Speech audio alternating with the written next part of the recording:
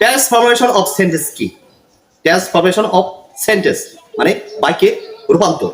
আমরা অনেক সময় অ্যাফার্মেটিভ থেকে নেগেটিভ করি, আবার অ্যাসারেটিভ থেকে ইন্টারগেটিভ করি, সিম্পল থেকে কমপ্লেক্স করি, সিম্পল থেকে কম্পাউন্ড করি। এগুলো হচ্ছে ট্রান্সফরমেশন অফ সেন্টেন্স মানে অর্থের কোনো পরিবর্তন ছাড়াই বাক্যের রূপান্তর।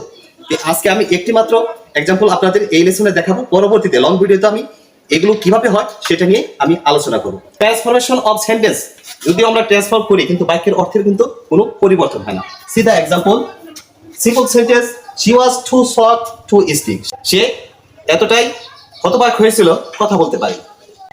কমপ্লেক্স সেন্টেন্স দেখি, she was so short that she couldn't speak. সে এতটাই হতবাক হয়েছিল যে সে কথা বলতে পারেনি। Compound sentence she was very short and she couldn't speak. সে এতটাই হতবাক হয়েছিল এবং সে কথা বলতে পারেনি।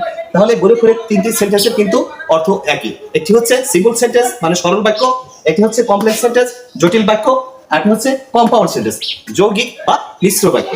এখন এই যে টু থেকে কেন সো হলো, তারপরে সো থেকে কেমনে ভেরি হলো, বা টু থেকে সরাসরি আমরা কিভাবে ভেরি লিখবো, এই ধরনের নিয়ম কানুন জানতে হলে অবশ্যই একটু লম্বা বা একটু বেশি সময় দরকার।